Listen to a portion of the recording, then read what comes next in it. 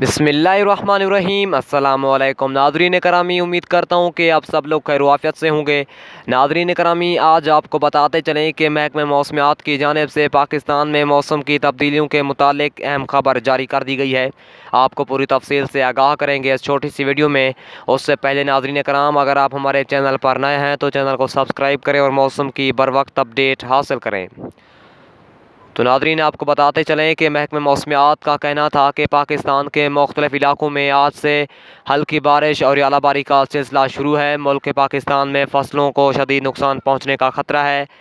पंजाब के मुख्तलिफ़ अजला में डेरा गाजी खान, डीजी खान और मुल्तान, विहाड़ी, सियालकोट और फैसलाबाद में आज हल्की बारिश के साथ तेज़ आंधी होगी। फसलों के गिरने के शदीद इम्कानात ज़ाहिर किए गए हैं। महकमे मौसमियात का मज़ीद कहना था कि गिलगित बल्तिस्तान के इलाकों में भी आज तेज़ आंधी चलने के इम्कानात हैं। खैबर पख्तूनख्वा में किसी जगह पर आज हल्की बारिश और किसी जगह पर यालाबारी के इम्कानात हैं। सिंध के मुख्तलिफ़ अजला में मौसम साफ़ रहेगा।